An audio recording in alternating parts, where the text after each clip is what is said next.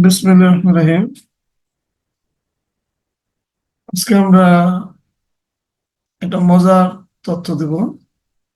সেটা হচ্ছে কেমিস্ট্রি স্টুডেন্টরা ক্লাসে যখন অ্যাসিড বেস স্টাডি করে তখন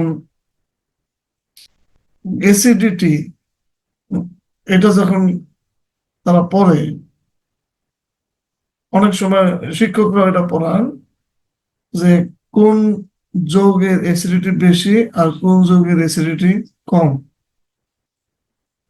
তখন তারা জারণ সংখ্যা, দ্যাট ইজ অক্সিডেশন নাম্বারের উপরে বেস করে পড়ান। অর্থাৎ অ্যাসিডিটি কোন যৌগের বেশি হবে বা কোন যৌগের কম হবে এটা তারা বোঝানোর জন্য জারণ সংখ্যাকে বেছে নেন। তারা দেখান জারণ সংখ্যা বাড়লে অ্যাসিডিটি বাড়ে এবং জারণ সংখ্যা কমলে অ্যাসিডিটি কমে। কিন্তু বাস্তবিকে এটা একটা মিথ। অ্যাসিডিটি বাড়লে মানে জারণ সংখ্যা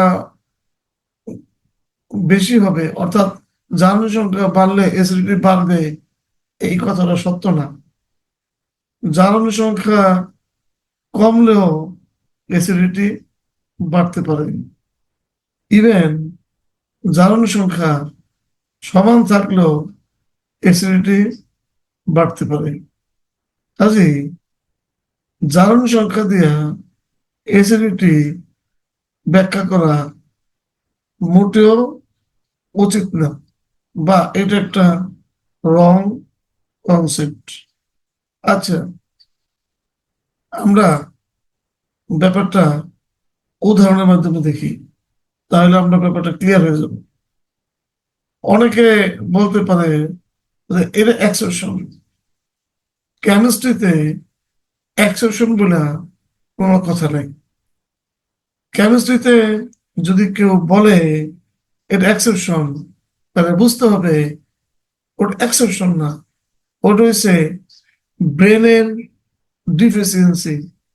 কারণ কেমিস্ট্রি অলওয়েজ তার রুলস মেনে চলে। দেখা যাক, আমরা তিনটা উদাহরণ সামনে নিয়ে আসছি, আমরা উদাহরণ দিয়ে দেখব।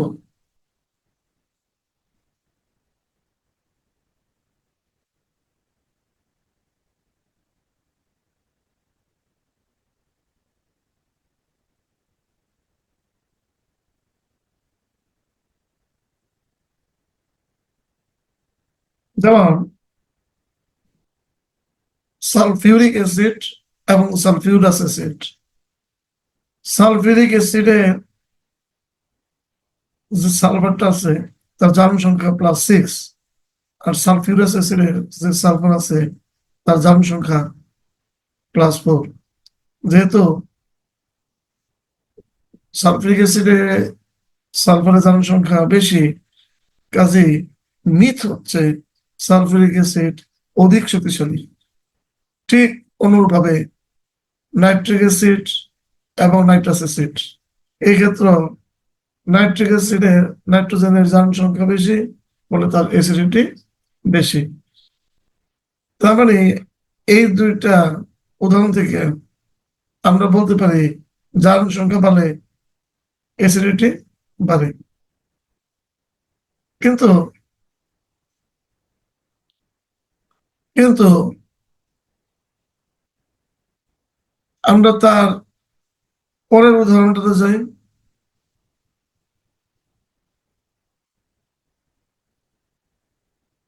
Phosphoric acid, phosphorous acid, hypophosphorous acid.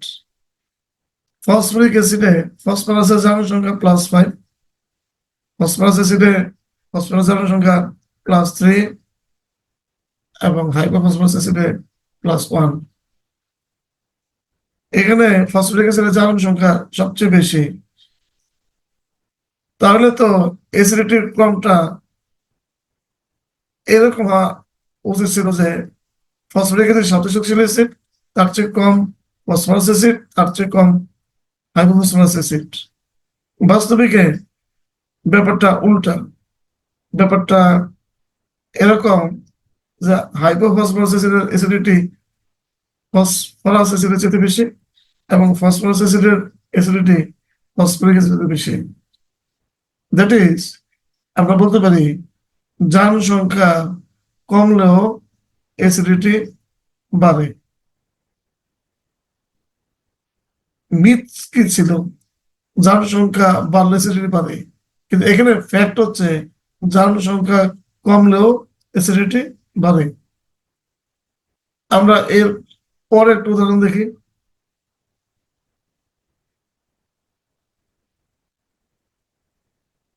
Hypochlorous acid, হাইপোব্রোমাস acid, হাইপোআয়োডাস acid, এখানে প্রত্যেক ক্ষেত্রে halogen, that is chlorine, bromine বা আয়োডিনের যান সংখ্যা +1 +1 +1।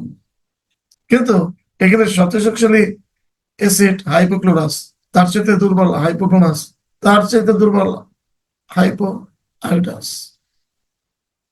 তাহলে আমরা বলতে পারি জারণ সংখ্যা তিনটাই সমান, কিন্তু অ্যাসিডিটি কিন্তু সমান না, অ্যাসিডিটি কিন্তু চেঞ্জ হচ্ছে। অর্থাৎ এক্ষেত্রে জারণ সংখ্যা সমান হলো এই সিকোয়েন্সে, এই সিকোয়েন্স মানে হাইপো আয়োডাস সাথে হাইপোব্রোমাস, হাইপোব্রোমাস অপেক্ষা হাইড্রোক্লোরাস অ্যাসিডের অ্যাসিডিটি বেশি। তাহলে আমরা কি বুঝতে পারলাম? আমরা বুঝতে পারলাম যে জারণ সংখ্যা দিয়ে যদি আমরা অ্যাসিডিটিকে ফাইন্ড আউট করার চেষ্টা করি, তাহলে এটা ভুল হবে। কারণ এটা একটা মিথ। ফ্যাক্ট হচ্ছে অ্যাসিডিটি কখনোই জারণ সংখ্যার উপরে ডিপেন্ড করে না। আমার ধারণা এখন থেকে স্টুডেন্টরা এই ব্যাপারটা তারা সংশোধন করে নেবে এবং তারা সঠিকটা শিখবে। Thank you very much.